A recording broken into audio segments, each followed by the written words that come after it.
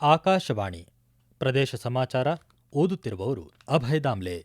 ಮುಖ್ಯಾಂಶಗಳು: ವಿಧಾನಸಭೆಯಲ್ಲಿ ರಸಗೊಬ್ಬರ ಅಭಾವ ಕುರಿತ ಚರ್ಚೆ, ಆಡಳಿತ ಪ್ರತಿಪಕ್ಷಗಳ ಸದಸ್ಯರ ನಡುವೆ ಮಾತಿನ ಚಕಮಕಿ. ಗ್ರೇಟರ್ ಬೆಂಗಳೂರು ಆಡಳಿತ ತಿದ್ದುಪಡಿ ವಿಧೇಯಕ 2025 ಸೇರಿದಂತೆ ಹಲವು ವಿಧೇಯಕಗಳಿಗೆ ಕೆಳಮನೆಯಲ್ಲಿ ಧ್ವನಿಮತದ ಮೂಲಕ ಅಂಗೀಕಾರ. ವಿದೇಶಗಳಲ್ಲಿ ವ್ಯಾಸಂಗ ಮಾಡುವವರಿಗೆ ಸರ್ಕಾರದಿಂದ ಇದೇ ಭಾನುವಾರ ವಿಶೇಷ ಅಧ್ಯಯನ ಮೇಳ. ಬೆಸ್ಕಾಂ ಸ್ಮಾರ್ಟ್ ಮೀಟರ್ ಅಳವಡಿಕೆ ಕಡ್ಡಾಯ ಪ್ರಶ್ನಿಸಿದ್ದ ರಿಟ್ ಅರ್ಜಿ ವಜಾಗೊಳಿಸಿದ ಉಚ್ಚ ನ್ಯಾಯಾಲಯ. ಹಾಗೂ ಮಾಣಿಕ್ ಷಾ ಪರೇಡ್ ಮೈದಾನದಲ್ಲಿ ಸ್ವಾತಂತ್ರ್ಯೋತ್ಸವ ದಿನಾಚರಣೆಗೆ ಸಿದ್ಧತೆ, ಪಾಲಿಕೆ ಅಧಿಕಾರಿಗಳಿಂದ ಪರಿಶೀಲನೆ. ವಿಧಾನಸಭೆಯಲ್ಲಿಂದು ರಸಗೊಬ್ಬರ ಅಭಾವ ಕುರಿತಂತೆ ನಡೆದ ಚರ್ಚೆ ಆಡಳಿತ ಹಾಗೂ ಪ್ರತಿಪಕ್ಷಗಳ ನಡುವಿನ ಗದ್ದಲಕ್ಕೆ ಕಾರಣವಾಯಿತು. ಬಿಜೆಪಿಯ ಆರಗ ಜ್ಞಾನೇಂದ್ರ ವಿಷಯ ಪ್ರಸ್ತಾಪಿಸಿ, ಸರ್ಕಾರ ರಸಗೊಬ್ಬರ ಪೂರೈಕೆಗೆ ಏಪ್ರಿಲ್ನಿಂದಲೇ ತಯಾರಾಗಬೇಕಿತ್ತು ಎಂದು ಹೇಳಿದರು. ವಿರೋಧ ಪಕ್ಷದ ಉಪನಾಯಕ ಅರವಿಂದ್ ಬೆಲ್ಲದ್ ಮಾತನಾಡಿ, ರಾಜ್ಯದ ರಸಗೊಬ್ಬರ ನೆರೆಯ ಕೇರಳಕ್ಕೆ ಕಳ್ಳ ಸಾಗಾಣಿಕೆಯಾಗುತ್ತಿರುವುದನ್ನು ಅಧಿಕಾರಿಗಳು ಪತ್ತೆ ಮಾಡಿದ್ದಾರೆ. ಕೇಂದ್ರ ಸರ್ಕಾರ ರಾಜ್ಯಕ್ಕೆ 9.70 ಲಕ್ಷ ಮೆಟ್ರಿಕ್ ಟನ್ ಗೊಬ್ಬರ ಪೂರೈಸಿದೆ ಎಂದು ತಿಳಿಸಿದರು. ಈ ವೇಳೆ ಕೃಷಿ ಸಚಿವ ಚಲುವರಾಯಸ್ವಾಮಿ ತಪ್ಪು ಮಾಹಿತಿ ನೀಡಬೇಡಿ, ರಾಜ್ಯ ಸರ್ಕಾರ 12 ಲಕ್ಷ ಮೆಟ್ರಿಕ್ ಟನ್ ಗೊಬ್ಬರ ಪೂರೈಕೆಗೆ ಬೇಡಿಕೆಯ ಪ್ರಸ್ತಾವನೆ ಸಲ್ಲಿಸಿತ್ತು ಎಂದು ಸದನಕ್ಕೆ ತಿಳಿಸಿದರು. ಈ ವೇಳೆ ಆಡಳಿತ ಮತ್ತು ಪ್ರತಿಪಕ್ಷದ ನಡುವೆ ಮಾತಿನ ಚಕಮಕಿ ನಡೆದು ಸದನವನ್ನು ಕೆಲಕಾಲ ಮುಂದೂಡಲಾಯಿತು. ವಿಧಾನಸಭೆಯಲ್ಲಿಂದು ಉಪಮುಖ್ಯಮಂತ್ರಿ ಹಾಗೂ ಬೆಂಗಳೂರು ನಗರ ಅಭಿವೃದ್ಧಿ ಸಚಿವ ಡಿಕೆ ಶಿವಕುಮಾರ್ ಪರವಾಗಿ ಸಚಿವ ಪ್ರಿಯಾಂಕ್ ಖರ್ಗೆ ಗ್ರೇಟರ್ ಬೆಂಗಳೂರು ಆಡಳಿತ ತಿದ್ದುಪಡಿ ವಿಧೇಯಕ 2025 ಪರ್ಯಾಲೋಚನೆಗೆ ಮಂಡಿಸಿ ಅಂಗೀಕಾರಕ್ಕೆ ಮನವಿ ಮಾಡಿದರು. ಬಸವ ಕಲ್ಯಾಣ ಅಭಿವೃದ್ಧಿ ಮಂಡಳಿ ವಿಧೇಯಕವನ್ನು ಕಂದಾಯ ಸಚಿವರ ಪರವಾಗಿ ಸಚಿವ ಪ್ರಿಯಾಂಕ್ ಖರ್ಗೆ ಪರ್ಯಾಲೋಚನೆಗೆ ಮಂಡಿಸಿ ಅಂಗೀಕಾರಕ್ಕೆ ಮನವಿ ಮಾಡಿದರು. ನಂತರದಲ್ಲಿ ಕಂದಾಯ ಸಚಿವ ಕೃಷ್ಣ ಬೈರೇಗೌಡ ಕಾಗಿನೆಲೆ ಅಭಿವೃದ್ಧಿ ಪ್ರಾಧಿಕಾರ ತಿದ್ದುಪಡಿ ವಿಧೇಯಕ, ನಾಡಪ್ರಭು ಕೆಂಪೇಗೌಡ ಪಾರಂಪರಿಕ ತಾಣ ಅಭಿವೃದ್ಧಿ ತಿದ್ದುಪಡಿ ವಿಧೇಯಕ ಸೇರಿದಂತೆ ಹಲವು ವಿಧೇಯಕಗಳನ್ನು ಪ್ರತ್ಯೇಕವಾಗಿ ಪರ್ಯಾಲೋಚನೆಗೆ ಮಂಡಿಸಿ ಅಂಗೀಕಾರಕ್ಕೆ ಮನವಿ ಮಾಡಿದರು. ಆಡಳಿತ ಹಾಗೂ ಪ್ರತಿಪಕ್ಷದ ಸದಸ್ಯರ ಚರ್ಚೆಯ ಬಳಿಕ ಧ್ವನಿಮತದ ಮೂಲಕ ಎಲ್ಲ ವಿಧೇಯಕ ಅಂಗೀಕಾರವಾಗಿವೆ ಎಂದು ಸಭಾಧ್ಯಕ್ಷರು ಪ್ರಕಟಿಸಿದರು. ರಾಜ್ಯದಲ್ಲಿ ಇತ್ತೀಚಿನ ದಿನಗಳಲ್ಲಿ ಅಪಘಾತಗಳ ಸಂಖ್ಯೆ ಕಡಿಮೆಯಾಗುತ್ತಿದ್ದು, ಈ ಪ್ರಮಾಣವನ್ನು ಇನ್ನೂ ಕಡಿಮೆ ಮಾಡಲು ಜನರಲ್ಲಿ ಜಾಗೃತಿ ಮೂಡಿಸುವ ಕಾರ್ಯಕ್ರಮಗಳು ನಡೆಯುತ್ತಿವೆ ಎಂದು ಸಾರಿಗೆ ಸಚಿವ ರಾಮಲಿಂಗಾರೆಡ್ಡಿ ಮೇಲ್ಮನೆಯಲ್ಲಿ ತಿಳಿಸಿದ್ದಾರೆ. ಬಿಜೆಪಿ ಸದಸ್ಯ ಕೆಎನ್ ನವೀನ್ ಪ್ರಶ್ನೆಗೆ ಉತ್ತರಿಸಿದ ಸಚಿವರು, ಯುವಕರು ಹೆಚ್ಚಿನ ಸಂಖ್ಯೆಯಲ್ಲಿ ಜೀವ ಕಳೆದುಕೊಳ್ಳುತ್ತಿದ್ದು, ಹೆಲ್ಮೆಟ್ ರಹಿತ ಚಾಲನೆ, ಮದ್ಯಪಾನ ಸೇವಿಸಿ ಚಾಲನೆ ಮಾಡುವುದು, ವೀಲಿಂಗ್ ಮಾಡುವುದರಿಂದ ಅಪಘಾತಗಳ ಸಂಖ್ಯೆ ಹೆಚ್ಚಾಗುತ್ತಿವೆ ಎಂದು ಹೇಳಿದ್ದಾರೆ.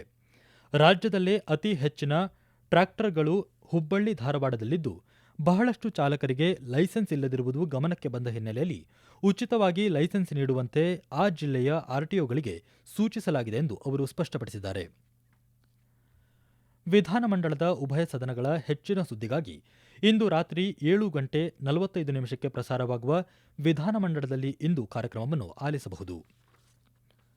ರಾಜ್ಯ ಸರ್ಕಾರದ ಕೌಶಲ್ಯ ಅಭಿವೃದ್ಧಿ ಇಲಾಖೆಯ ಅಡಿಯ ಕರ್ನಾಟಕ ವೃತ್ತಿಪರ ತರಬೇತಿ ಹಾಗೂ ಕೌಶಲ್ಯ ಅಭಿವೃದ್ಧಿ ನಿಗಮ ಇದೇ ಭಾನುವಾರ ಬೆಂಗಳೂರಿನ ಖಾಸಗಿ ಹೋಟೆಲ್ನಲ್ಲಿ ವಿದೇಶದಲ್ಲಿ ಅಧ್ಯಯನ ಮೇಳ 2025 ಆಯೋಜಿಸಿದೆ. ಮೇಳದಲ್ಲಿ 50ಕ್ಕೂ ಹೆಚ್ಚು ಪ್ರಮುಖ ಜಾಗತಿಕ ವಿಶ್ವವಿದ್ಯಾಲಯಗಳು ಭಾಗವಹಿಸಲಿವೆ.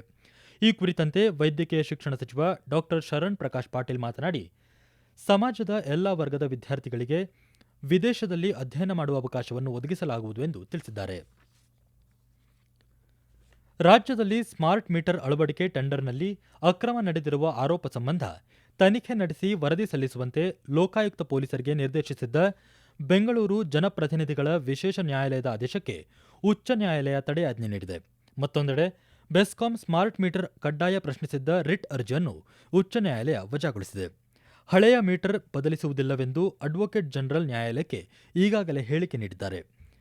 ವಿಭಾಗೀಯ ಪೀಠದಲ್ಲಿ ಈ ವಿಚಾರಕ್ಕೆ ಸಾರ್ವಜನಿಕ ಹಿತಾಸಕ್ತಿ ಅರ್ಜಿ ದಾಖಲಾಗಿದೆ ಎಂದು ಕೇಳಿ ರಿಟ್ ಅರ್ಜಿಯನ್ನು ವಜಾಗೊಳಿಸಿ ನ್ಯಾಯಾಲಯ ಆದೇಶ ನೀಡಿದೆ. ಪ್ರದೇಶ ಸಮಾಚಾರ ಕೇಳುತ್ತಿದ್ದೀರಿ. ನಿಮ್ಮ ಅನುಕೂಲಕರ ಸಮಯದಲ್ಲಿ ಆಕಾಶವಾಣಿ ಸುದ್ದಿಗಳನ್ನು ಆಲಿಸಲು ನಮ್ಮ ಯೂಟ್ಯೂಬ್ ಚಾನೆಲ್ ಆಕಾಶವಾಣಿ ನ್ಯೂಸ್ ಕನ್ನಡವನ್ನು ಸಬ್ಸ್ಕ್ರೈಬ್ ಮಾಡಿ. ನಮ್ಮೆಲ್ಲ ಕೇಳುಗರು ನಮ್ಮ ಫೇಸ್ಬುಕ್ ಖಾತೆ ಆಕಾಶವಾಣಿ ಆರ್ಎನ್ಯು ಬೆಂಗಳೂರು ಧಾರವಾಡ ಮತ್ತು ನಮ್ಮ ಟ್ವಿಟರ್ ಖಾತೆ @AIRnews_ಕನ್ನಡವನ್ನು ಅನುಸರಿಸಿ. ಪ್ರಾದೇಶಿಕ ಸುದ್ದಿ ವಿಭಾಗ ಬೆಂಗಳೂರು ಹಾಗೂ ಧಾರವಾಡದ ಎಲ್ಲಾ ಸುದ್ದಿ ಸಂಚಿಕೆಗಳು ನಮ್ಮ ಸಾಮಾಜಿಕ ಮಾಧ್ಯಮ ಖಾತೆಗಳಲ್ಲಿ ಲಭ್ಯವಿರುತ್ತವೆ.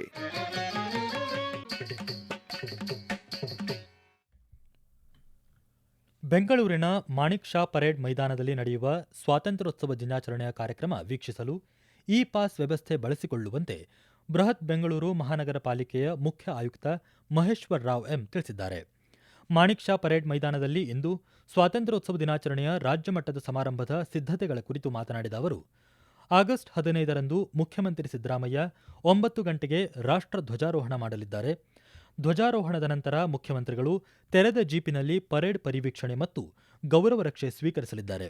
ಬಳಿಕ ಜನತೆಗೆ ಸ್ವಾತಂತ್ರ್ಯೋತ್ಸವ ದಿನಾಚರಣೆಯ ಸಂದೇಶ ನೀಡಲಿದ್ದಾರೆ.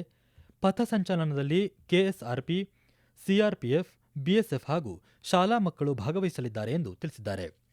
ಬೆಂಗಳೂರು ನಗರದ ಪೊಲೀಸ್ ಆಯುಕ್ತ ಸೀಮಂತ್ ಕುಮಾರ್ ಸಿಂಗ್ ಮಾತನಾಡಿ, ಸಮಾರಂಭದಲ್ಲಿ ಯಾವುದೇ ರೀತಿಯ ಅಹಿತಕರ ಘಟನೆಗಳು ನಡೆಯದಂತೆ ನೋಡಿಕೊಳ್ಳುವ ನಿಟ್ಟಿನಲ್ಲಿ ಬೆಂಗಳೂರು ನಗರದ ಎಲ್ಲಾ ವಿಭಾಗಗಳಿಂದ ಒಟ್ಟು 2,000 ಪೊಲೀಸ್ ಅಧಿಕಾರಿ ಹಾಗೂ ಸಿಬ್ಬಂದಿಯನ್ನು ಬಂದೋಬಸ್ತ್ ಕರ್ತವ್ಯಕ್ಕೆ ನಿಯೋಜಿಸಲಾಗಿದೆ ಎಂದು ಮಾಹಿತಿ ನೀಡಿದ್ದಾರೆ. 2025ನೇ ಸಾಲಿನ ಸ್ವಾತಂತ್ರ್ಯ ದಿನಾಚರಣೆ ಸಂದರ್ಭದಲ್ಲಿ ರಾಷ್ಟ್ರಪ್ರೇಮವನ್ನು ಅಭಿವ್ಯಕ್ತಿಗೊಳಿಸಲು ರಾಮನಗರ ಜಿಲ್ಲೆಯ ಪ್ರತಿಯೊಂದು ಮನೆಯಲ್ಲಿಯೂ ಆಗಸ್ಟ್ 15ರವರೆಗೆ ರಾಷ್ಟ್ರಧ್ವಜವನ್ನು ಹಾರಿಸುವಂತೆ ಅಪರ ಜಿಲ್ಲಾಧಿಕಾರಿ ಆರ್ ಚಂದ್ರಯ್ಯ ಕರೆ ನೀಡಿದ್ದಾರೆ.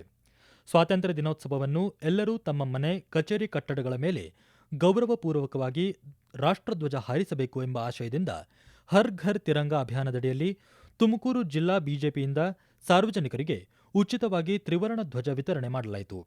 ಇನ್ನೊಂದೆಡೆ ಹರ್ ಘರ್ ತಿರಂಗ ಅಭಿಯಾನದ ಅಂಗವಾಗಿ ಬಾಗಲಕೋಟೆಯಲ್ಲಿ ಬಿಜೆಪಿ ತಿರಂಗ ಬೈಕ್ ರ್ಯಾಲಿ ನಡೆಸಿತು. ದೇಶದ ಎಲ್ಲಾ ಪ್ರಜೆಗಳು ತಮ್ಮ ಮನೆ ಮುಂದೆ ರಾಷ್ಟ್ರಧ್ವಜಾರೋಹಣ ನಡೆಸಬೇಕು, ಖಾದಿ ಧ್ವಜಗಳಿಗೆ ಆದ್ಯತೆ ನೀಡಬೇಕು ಎಂದು ಬಿಜೆಪಿ ರಾಜ್ಯ ವಕ್ತಾರ ಹರಿಪ್ರಕಾಶ್ ಕೋಣೆಮನೆ ಮಂಗಳೂರಿನಲ್ಲಿ ತಿಳಿಸಿದ್ದಾರೆ. ಹುಬ್ಬಳ್ಳಿ ಧಾರವಾಡ ಪೂರ್ವ ವಿಧಾನಸಭಾ ಕ್ಷೇತ್ರದ ಬಿಜೆಪಿ ಯುವ ಮೋರ್ಚಾ ವತಿಯಿಂದ ಸ್ವಾತಂತ್ರ್ಯೋತ್ಸವದ ಅಂಗವಾಗಿ ತಿರಂಗ ನಡಿಗೆ ಜರುಗಿತು. 79ನೇ ಸ್ವಾತಂತ್ರ್ಯ ದಿನಾಚರಣೆ ಅಂಗವಾಗಿ ಮದ್ರಾಸ್ ಇಂಜಿನಿಯರಿಂಗ್ ಗ್ರೂಪ್ ಮತ್ತು ಕರ್ನಾಟಕ ಮತ್ತು ಕೇರಳ ಉಪಪ್ರದೇಶದ ಕೇಂದ್ರವು ಆಗಸ್ಟ್ 15ರಂದು ಬೆಂಗಳೂರಿನ ಲಾಲ್ಬಾಗ್ನಲ್ಲಿ ಮಿಲಿಟರಿ ಬ್ಯಾಂಡ್ ಪ್ರದರ್ಶನ ಪ್ರಸ್ತುತಪಡಿಸಲಿದೆ. ಈ ಕಾರ್ಯಕ್ರಮ ಭಾರತದ ಸಶಸ್ತ್ರ ಪಡೆಗಳ ಧೈರ್ಯ, ಶಿಸ್ತು ಮತ್ತು ಶೌರ್ಯವನ್ನು ಪ್ರತಿಧ್ವನಿಸುವ ಪ್ರತಿಧ್ವನಿಯೊಂದಿಗೆ ದೇಶಭಕ್ತಿ ಗೀತೆಗಳನ್ನು ನುಡಿಸಲಿದೆ.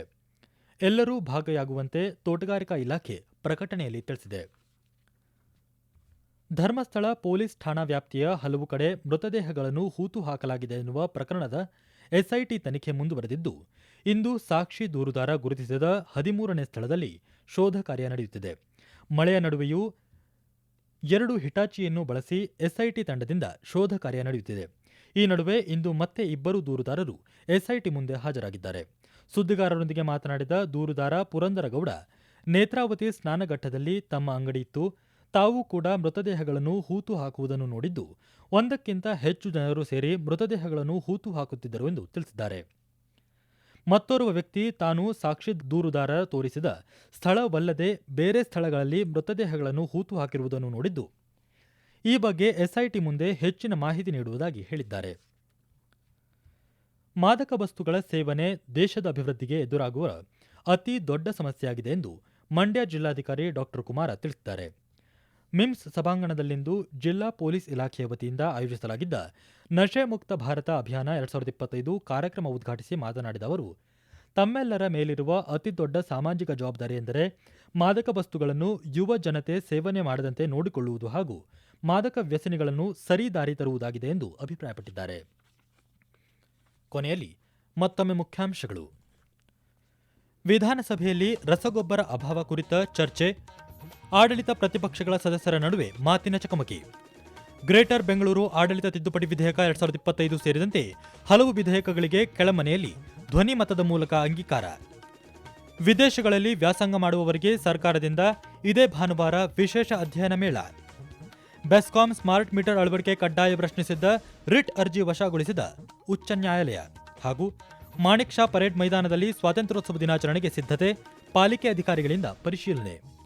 ಇಲ್ಲಿಗೆ ಪ್ರದೇಶ ಸಮಾಚಾರ ಮುಗಿಯಿತು. ನಮ್ಮ ಮುಂದಿನ ವಾರ್ತಾ ಪ್ರಸಾರ 7:35 ನಿಮಿಷಕ್ಕೆ.